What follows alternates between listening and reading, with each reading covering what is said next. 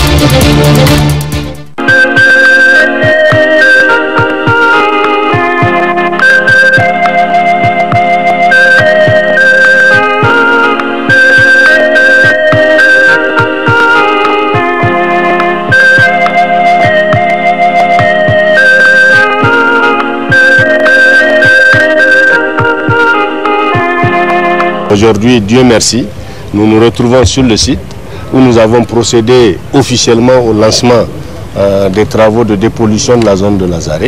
Et c'est l'occasion pour moi de remercier très vivement nos concitoyens qui ont bien voulu contribuer à ce vaste projet qui est d'importance, j'allais dire, nationale. Parce que sur ce site, vous avez beaucoup d'institutions qui ont à qui l'État a attribué des terrains pour des projets très importants.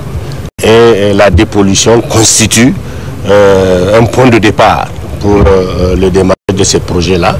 Et la ville de Niamey s'est fait un devoir de procéder à cette dépollution pour d'abord répondre à un souci de règlement d'une question de santé publique.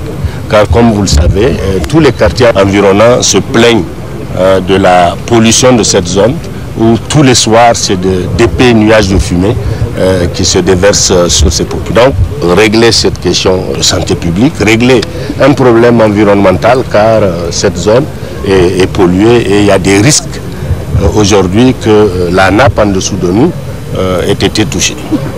Donc pour toutes ces raisons que la ville de Niamey a voulu procéder à cette dépollution. Je voudrais saisir l'occasion vraiment pour dire un grand merci à nos concitoyens qui ont contribué. Aujourd'hui, nous sommes au lancement et déjà, nous disposons d'un poclin qui nous a été gracieusement offert par la manutention africaine.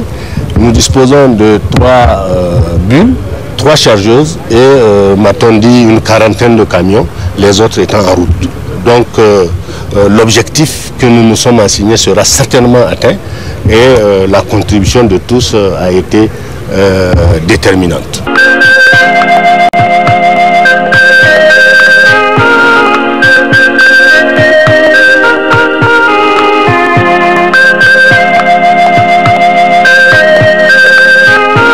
Du 4 au 12, nous allons utiliser les moyens que nos concitoyens ont mis à notre disposition, plus quelques moyens de la ville. Nous ne sommes pas sûrs que tout ce tas puisse partir en une semaine. Donc à partir du 12, la ville de Niamey va continuer en rémunérant tous les propriétaires des engins et des camions qui ont été mis à notre disposition gracieusement. Nous allons donc continuer en les pointant cette fois-ci de façon à ce que la ville puisse payer. C'est pour cela que la ville a mis de côté un budget conséquent pour prendre en charge cette opération. Le premier site, c'est celui-là. Évidemment, de la réussite, de la dépollution de ce site dépend la suite. Ce que le conseil de ville a voulu, c'est que tous les sites de pollution de la ville de Niamey, qu'on puisse les dépolluer graduellement, au fur et à mesure. Donc nous commençons par ce site. Nous ne savons pas combien de temps ça va nous prendre, mais nous sommes certains que d'ici le 12, nous ne viendrons pas à bout de cette montagne d'immondices. mais c'est sûr que nous allons continuer jusqu'à dépollution totale de ce site. Une fois que ce site est dépollué, il y a d'autres sites que nous avons en ligne de mire, notamment au niveau de Bukoti, où il y a un autre site de pollution important que nous allons attaquer et nous allons nous y préparer conséquemment. Nous allons nous enrichir de cette expérience, voir quels sont les points forts du dispositif, quels sont les points faibles, les corriger et attaquer au fur et à mesure tous les points de pollution au niveau de la ville de Niamey. D'ores et déjà, en 2023, nous avons le projet de la Banque mondiale avec le PIDUREM pour la mise en œuvre de la gestion des déchets au niveau de la ville de Niamey, où déjà la ville de Niamey a acquis un terrain au niveau de Bougon de 100 hectares qui nous a coûté 1 milliard de francs CFA que nous avons totalement payé à ce jour et qui est aujourd'hui à la disposition donc, de ce projet que la Banque mondiale finance pour régler définitivement la question de gestion des déchets. Et à partir de cette année, nous osons espérer que Niamey va disposer de sa propre décharge avec un centre d'enfouissement technique digne de ce nom, comme cela se fait dans toutes les capitales.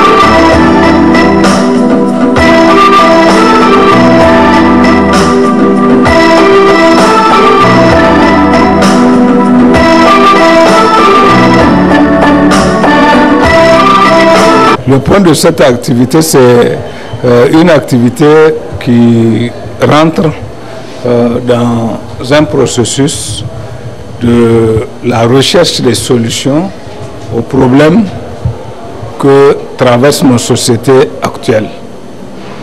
Aujourd'hui, si vous constatez, il y a beaucoup de problèmes.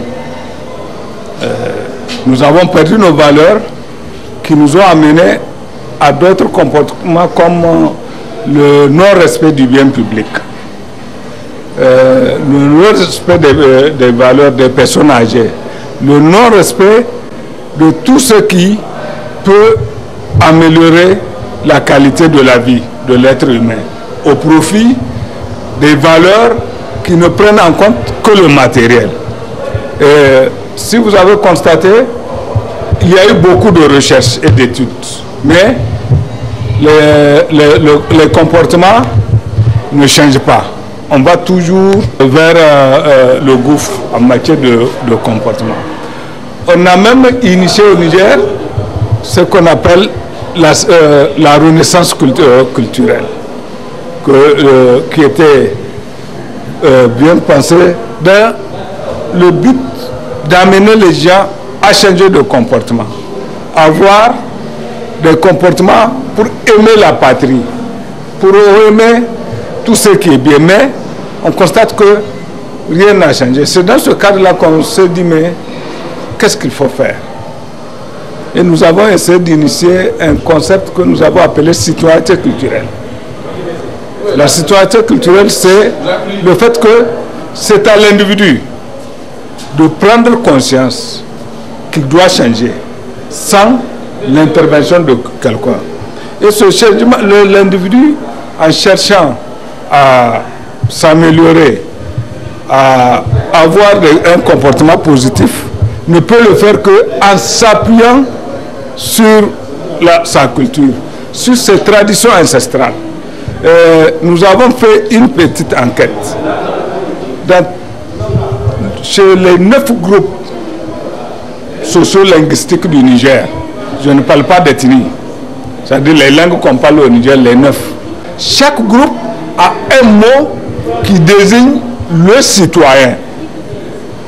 Le citoyen, c'est celui qui aime sa patrie, c'est celui qui donne sa vie aux autres. C'est celui qui travaille pour les autres, c'est celui qui travaille pour le développement de son pays. Chez les Germains, on parle de Burkini. Burkini, ce n'est pas une histoire d'esclave ou autre, c'est celui qui a honte de trahir, de mentir. Chez les Hausa, on parle de Nagari. Dans toutes chez les Touaregs, on parle de Achak.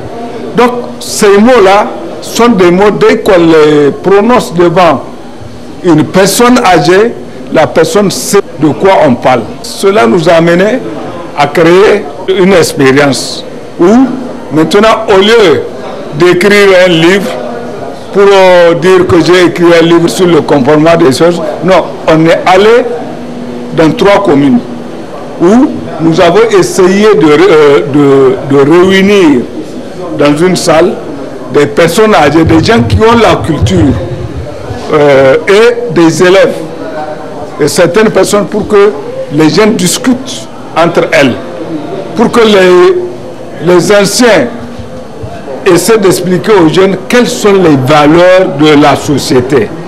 Qu'est-ce qu'un jeune ne doit pas faire? Et les jeunes posent des questions. Qu'est-ce que nous devons faire pour être des hommes dignes? Donc on a fait ça dans les 3 communes et on a essayé d'inventorier de toutes les pratiques culturelles positives et les comportements qu'on peut considérer comme des comportements négatifs. Maintenant, il faut mettre l'autorité dedans pour coordonner, parce que toute société est coordonnée par des gens. Aujourd'hui, le représentant du peuple, ce sont les maires. Donc il faut que chaque mairie, parce que les mairies sont configurées en fonction des aires culturelles, de groupes, il faut que chaque mairie prenne l'engagement de valoriser les cultures locales, de créer des conditions pour que ces cultures-là reviennent, non pas par des discours politiques, mais par le dialogue intergénérationnel. Et l'autorité qui, en dialoguant, vont toujours trouver un compromis sans se détester.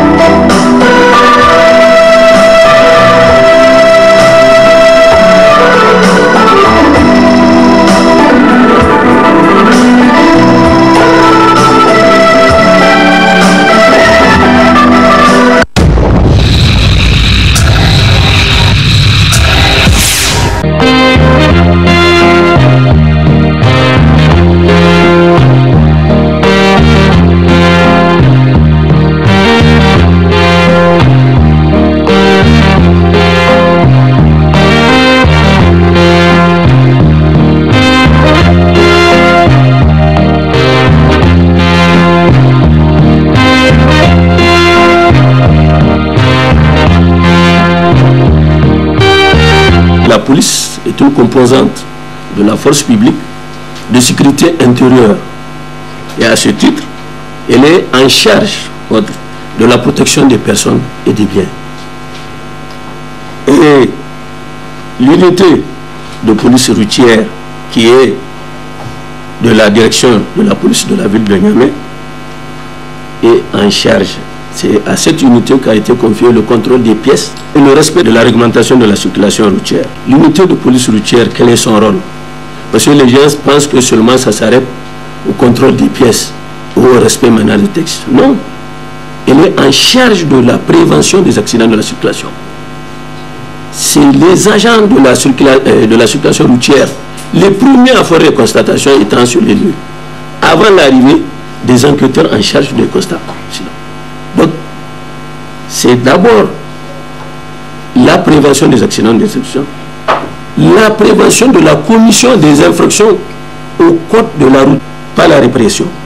La répression, c'est à l'extrême, c'est à la fin, il le faut et il faut le faire. Puisqu'il faut respecter les règles et les lois.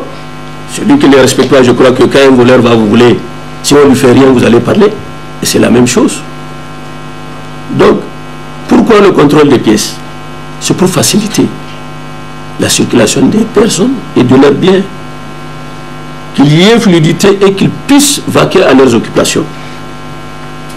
Il y a beaucoup peut-être qui pensent que peut-être les policiers sont là tout juste pour surveiller ceux qui sont en train de circuler, qui font des voies. Non, c'est tout juste pour vous permettre, pour que vous puissiez tranquillement vaquer à vos occupations.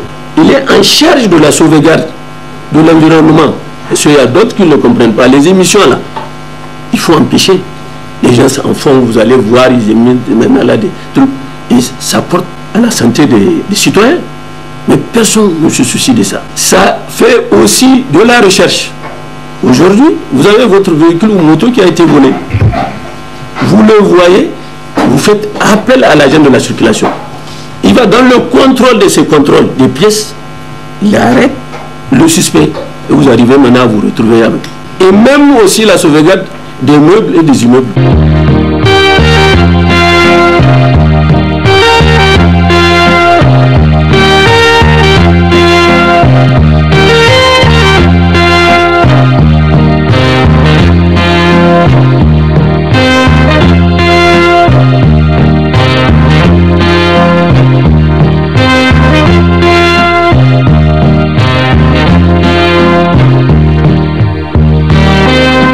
Chronique Café 4, en fait, c'est imposé à nous. Il y a tellement d'usagers de la circulation qui m'interpellent dans les boutiques, dans les magasins, qui nous écrivent pour dire mais comment est-il possible? Est-ce qu'il n'y a pas une loi qui réglemente la circulation routière au Niger?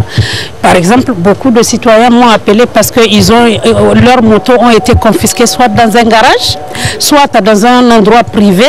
Le contrôle est de plus en plus accru et les citoyens estiment que ce ne sont pas des contrôles mais des tracasseries routières.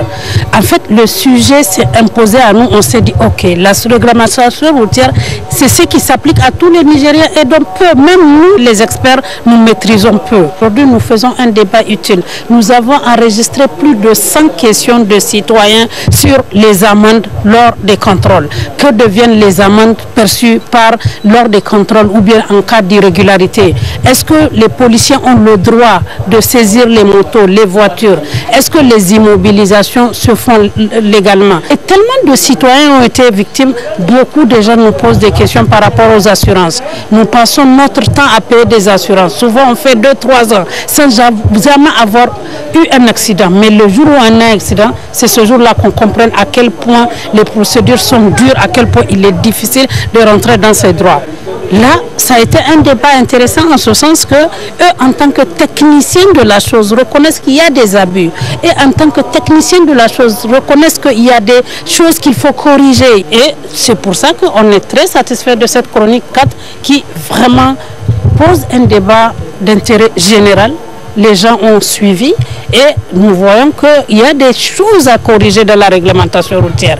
Il y a des choses à alléger dans le contrôle routier. L'initiative vise à dire aux citoyens, vous avez des droits, vous avez aussi des devoirs. Le contrôle routier, ce n'est pas que des devoirs vis-à-vis des usagers, c'est des droits aussi. C'est leur dire, voilà vos droits. Lorsque un policier vous arrête dans la circulation, voilà vos obligations lorsqu'il vous arrête dans la circulation pour éviter les arrestations arbitraires, pour éviter les frustrations inutiles.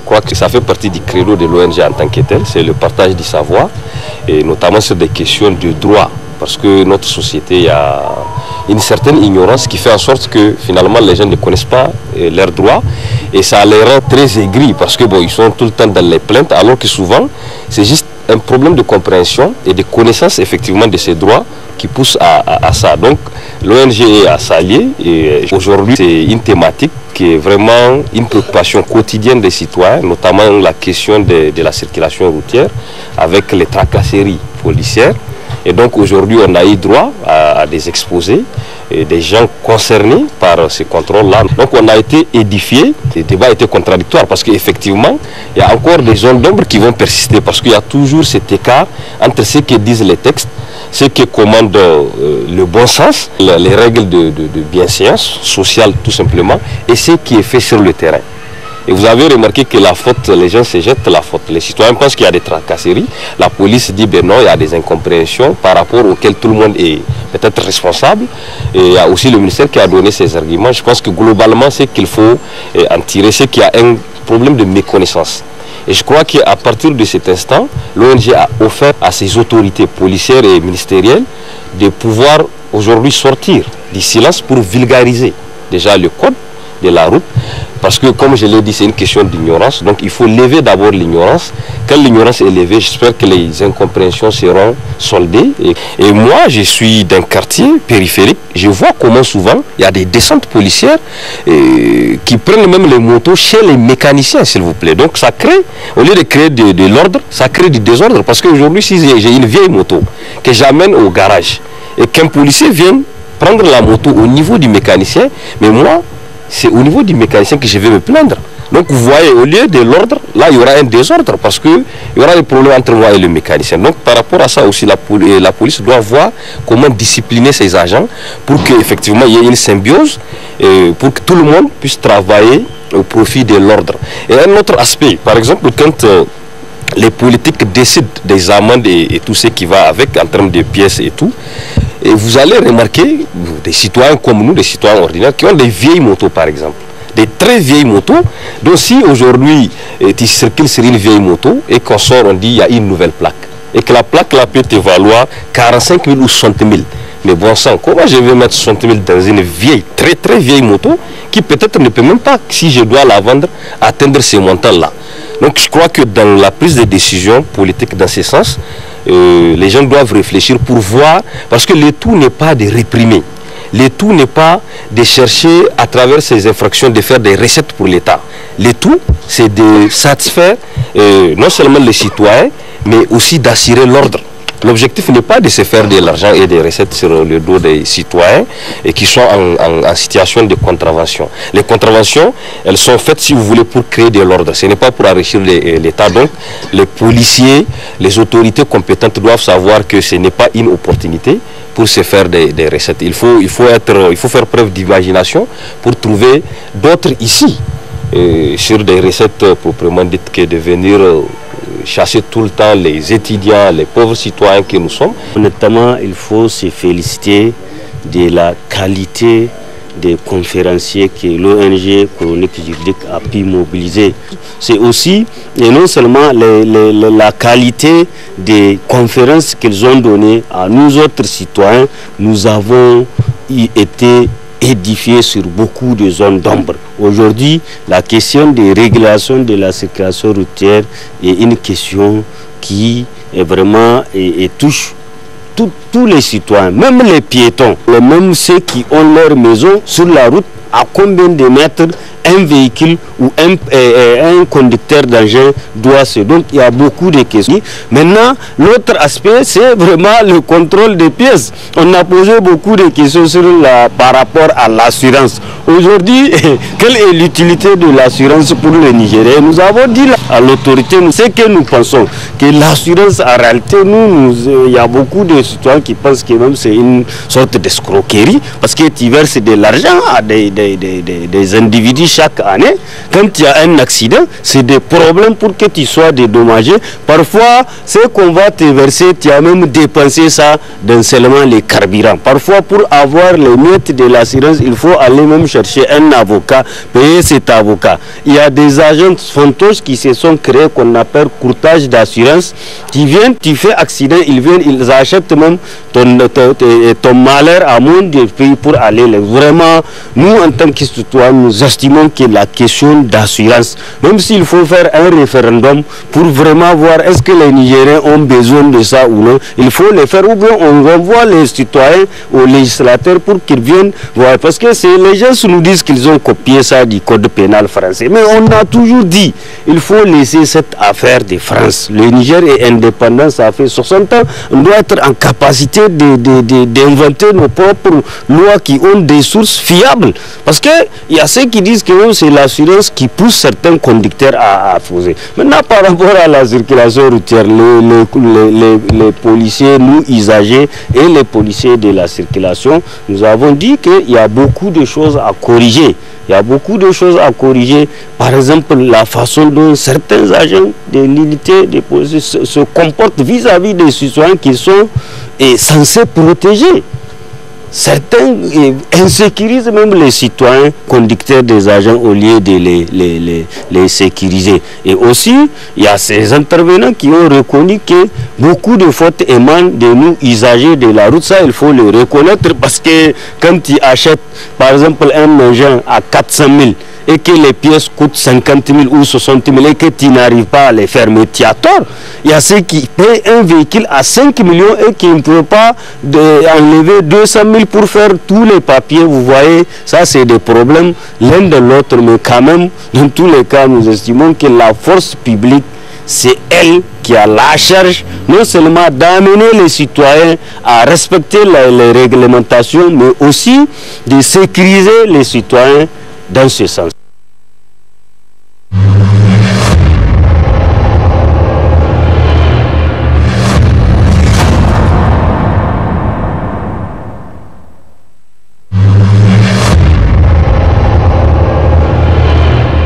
Chers auditeurs et téléspectateurs de la radio et télévision Tambara, vous pouvez désormais suivre votre chaîne de télévision préférée Tambara sur le satellite BadrSat 7, angle 26 degrés Est, fréquence 11010, polarisation verticale, symbole REC 27500.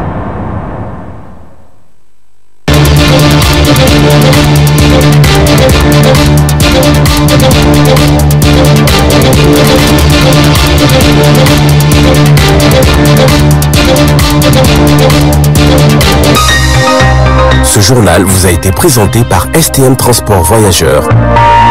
Une nouvelle façon de voyager.